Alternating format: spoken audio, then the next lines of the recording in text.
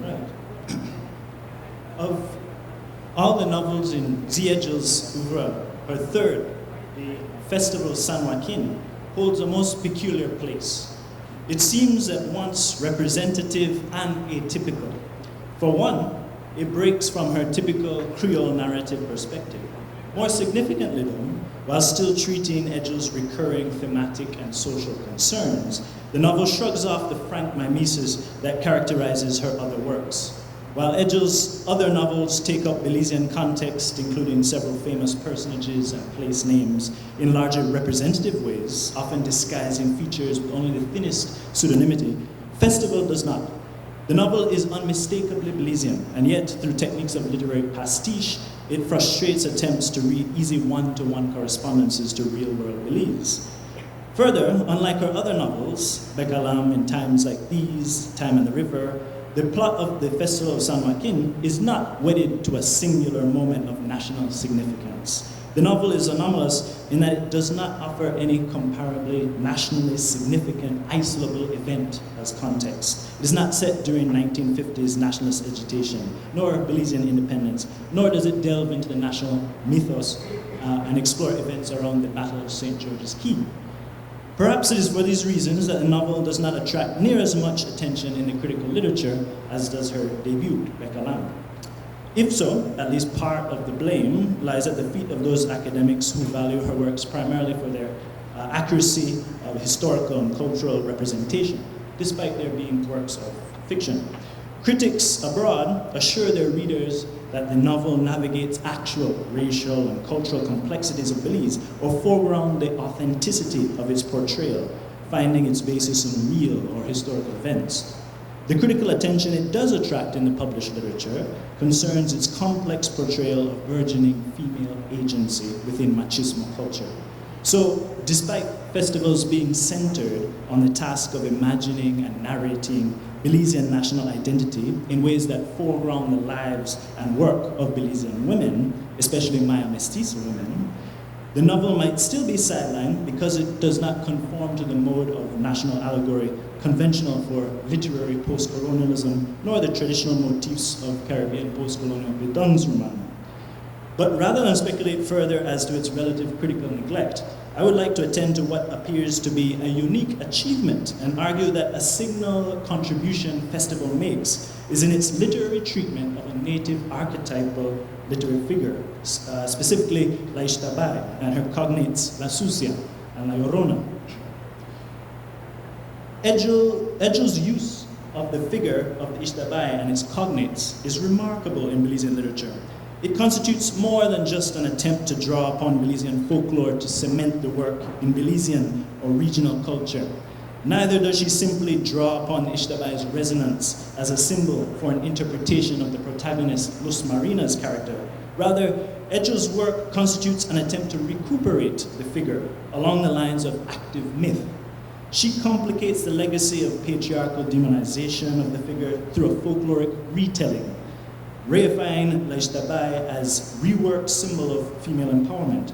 Exploring Edgell's use of myth and folklore might even suggest an indigenous literary archetype for novel interpretations of Belizean literature. This is a team-presented presentation, so I'm going to cut over to my colleague here.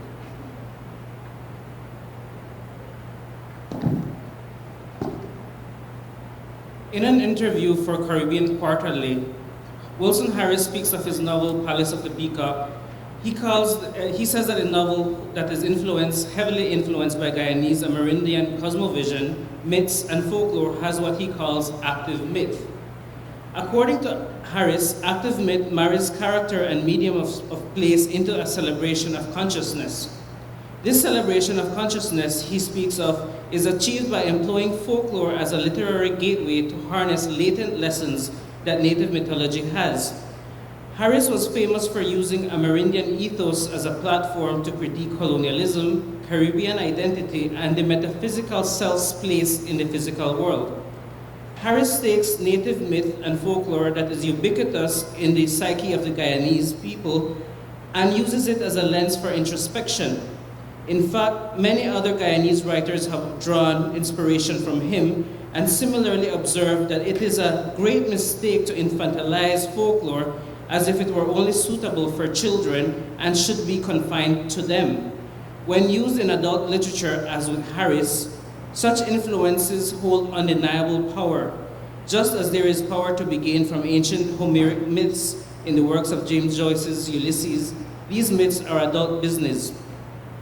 As opposed to the literature that is produced by Guyanese writers like Harris, Mark McWatt, and Pauline Melvin, that employs native folklore as a literary motif that becomes a lens to study social concerns, the same cannot be said about Belizean literature. Even though Zee Edgell has observed in the foreword of If the Pin Never Bend, that folklore is used as cautionary tales told to hint at some more ignoble aspects of the human psyche, by and large, the very limited literature that has been produced by Belizeans only uses folklore like the Duende, La Llorona, and La Ixtabai, among many others, as stories to be told to kids to scare them into behaving properly. Whatever ignoble aspects of the human psyche that Edgell spoke of remains ignored. Belizean literature does not engage with native folklore and tends to be mere derivations and retellings of stories that grandparents tell their grandchildren. The narrative remains too unaltered to become what Harris calls an active myth. It is widely accepted that many of these figures appeared after the contact between Spanish and Maya belief systems. It can be argued, however, that these myths existed in pre-Columbian imaginaries. The character known as El Duende, for example, predates colonial narratives. The original Yucatec Maya name for him is Nukushtat. He, like many non-Western mythological figures, were dual in nature, that is, they are both good and bad. The Nukushtat was considered a guardian of the forest and all animals that inhabited it. He was and still remains a Maya deity of sorts, as people still pray to him, even though he may have been synchronized with the Christian God. Whenever they harvest their milpas or after a successful hunt, the people still pray to El Dueño del Monte. After the contact, however, he became almost exclusively a demon, a trickster, and an abductor of children. This change in how he exists in local psyche can be measured in the change of his name to Tata Duende. Even more contemporarily, since simply El Duende, he has also, much like Belizean folklore, been adopted and adapted by other cultural groups. His name has been creolized to Tata Duhende. And while this speaks to the dynamism of Belizean cultures, the name change also mirrors a shift in the ontology and the manner in which the character is perceived by Belizean imagination. This shift is symptomatic of how native Maya belief systems, ideologies, and modes of worship were also demonized. The very same has been said of the Ixtabai. It is posited that the Ixtabai also predated the European contact as the goddess Ixtab, a deity who ferried the souls of those who died in childbirth or by suicide to the other side. However, recent scholarship in the archaeological and iconography and cultural acceptance of Ixtab as a suicide goddess has revealed that the folklore of the Yucatec Maya in Mexico is based on misinterpretations of the Dresden Codex and mistranslations by Diego de Landa's writings of Maya religion in Yucatan. Researchers have found that despite the manuscript's merits, it must be understood as an incomplete and altered version of the original, talking about de Landa's writing. There is no ancient Mayan iconographic or glyphic reference to the name Ixtab or to a suicide goddess that occurs anywhere before Landa. Archaeological implications aside, there is also the story of two sisters, Utzcolel and Ixcaban. Ixcaban was said to be very kind and a caring person, yet because she was promiscuous, she was reviled by everyone. Her sister, Utzcolel, on the other hand, was said to be very mean and an evil person, but because she remained chaste throughout her life, she became the paramount of purity and goodness in the eyes of the community. Upon dying, fragrant flowers bloomed from Ixcaban's body, while when Utzcolel died, a cactus bloomed smelling of death and decay. Utzcolel's spirit vowed revenge against humanity and became a demon, Ixtabai, who uses her beauty and sexuality to lure men to their death. And while the Ixtabai is present in the collective psyche of Belizeans, is celebrated for its intangible importance in our oral traditions, the demonization of a hypersexualized woman goes unnoticed and perpetuated in literature that is far from becoming the type of literature that Harris calls active myth.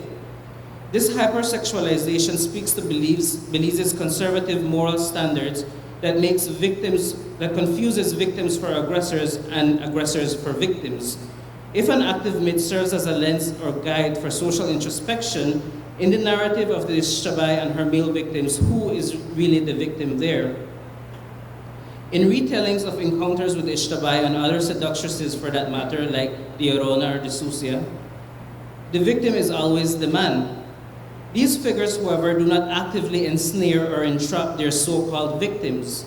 They only appear beautiful to the men, and the men, believing that women are sexual objects and are to be used at their disposal, fall prey to their own toxic masculinity and considered victims of female sexuality.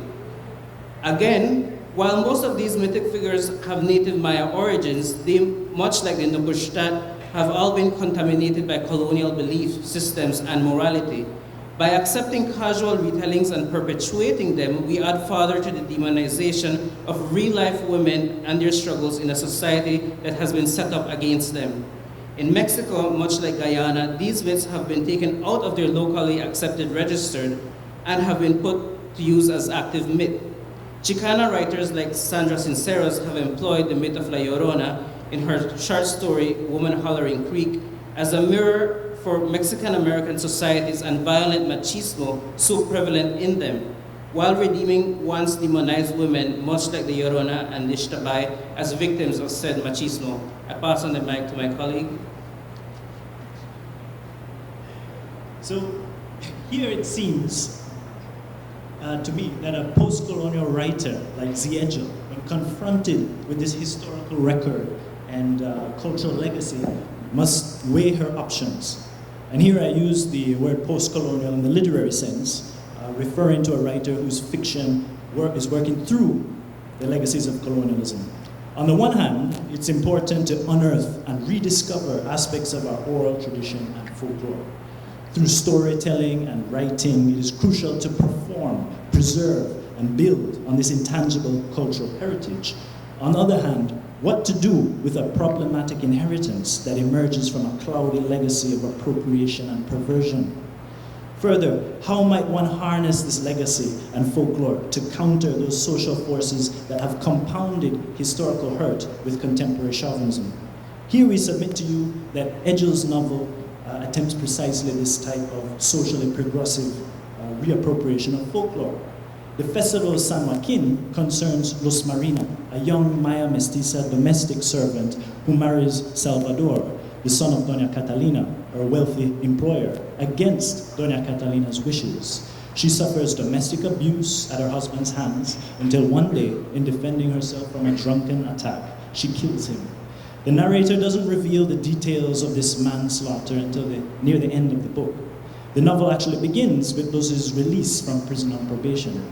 Her 3 children are in the custody of Doña Catalina, her former employer. Now she must navigate social ostracism, poverty, familial stresses, slander, and even threats to her life in order to cultivate some semblance of normalcy that seems forever out of reach. Luz Marina immediately decides to return to the titular town of San Joaquin to be near her children, who are in the care of their paternal grandmother, Doña Catalina. Early in the novel, Edgell inserts a conversation between the chief antagonists, Doña Catalina and Luz Marina. Luz Marina imagines going to Doña Catalina's house to explain things to her, to reveal exactly what happened and why.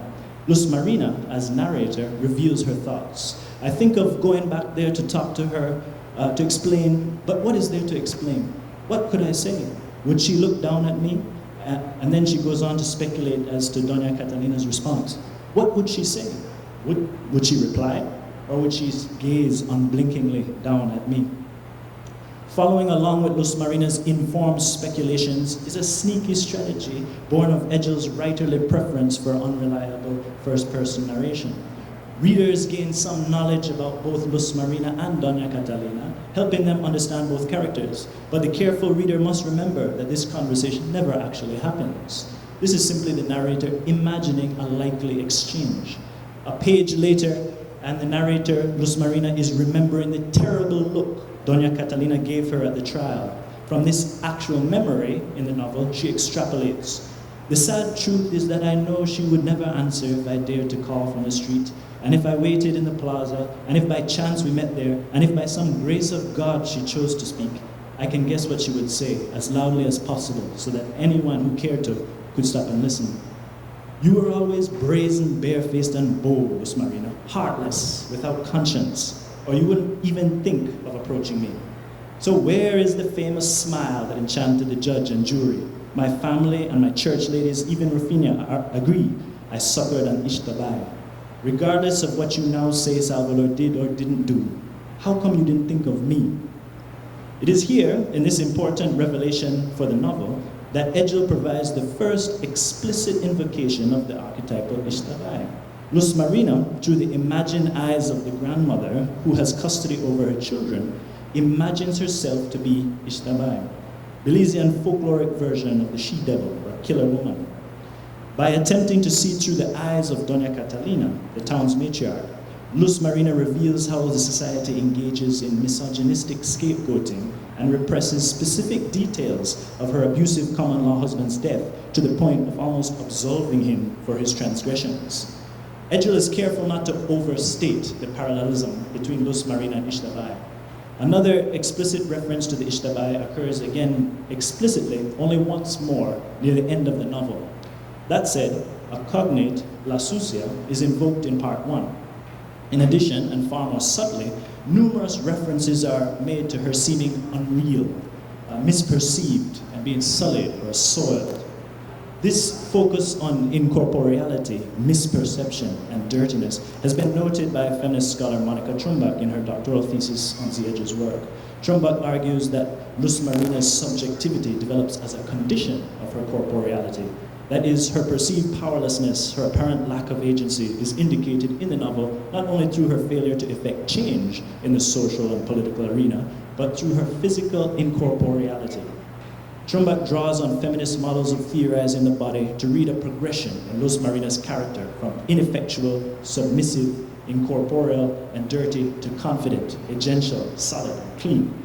Indeed, it is only after Luz Marina's dawning cognizance of her selfhood and realization of autonomy that she takes charge of her personal appearance and is she able to make decisive business maneuvers, as well as accept or refuse assistance. But the character's incorporeality, her inhabiting the realm of fantasia, also indicate her paralleling the folkloric realm. Astute feminist readings like Trumbach's reference Belize's actual socio-political fabric. They collapse the distance between Belizean women's real psychical and material concerns and Edgell's fictional representations of them. But arguing that Luz Marina's experience of her own body reflects the gendered power dynamics at work in her own development of subjectivity, Trumbach does not comment on Edgell's employment of the Belizean folkloric figure of the Ixtabai. Thus, this more properly literary aspect of Edgell's art, her skillful infusion of folkloric material, goes unremarked. Characters and caricatures in Belizean folklore describes Ixtabai as a bitter woman who has been abandoned by her husband and deceived by her lover and now roams the forest in search of men on whom she can wreak vengeance. Readers familiar with other figures in Belizean and Maya Mestizo folklore will note parallels to yet another cognate to Ixtabai, La Llorona, known as the Weeping Woman. In some variants, her origins lie in the fate of a beautiful woman, coincidentally named Maria, who is jilted by a lover of a different social class who refuses to marry her. Upon seeing him with another, she is enraged and throws her children in the nearby river where they drown. And she dies of grief, her spirit cursed to roam the riverbanks where it would capture and kill men and children. With that, I'll move to the conclusion. I'll pass it to my colleague. So Edgell's novel does not simply offer a fictional retelling of the folkloric tale. She appears to engage in a deliberate conflation of figures, just as her San Joaquin resists geographical pinpointing, being a pastiche of northern and western villages. So too does Edgell pastiche the concept of the devil woman. Luz Marina is interpolated by her nemesis Doña Catalina and the local machos as Ixtabai, or she imagines by her family, as La Sucia, or even, given her tragic longing to be reunited with her children, La Llorona. Similar to the figure of Luguxtat, who becomes variously codified according to ethnic culture, so too does Edgell conflate these figures and images for rhetorical purpose. But in a reversal of the traditional folkloric scene, it is the town's machos who corner and trap Luz Marina and taunt her with the label Ixtabai, revealing the patriarchal magic transmogrifying aggressors into victims. And I'll conclude, in the course of the novel, Edgell's protagonist slowly gains greater self-awareness and cognizance of the social forces and agents that attempt to restrict her agency and deny her voice. In the process, we see how Edgell appropriates the familiar folkloric tropes to offer an alternative trajectory for her character.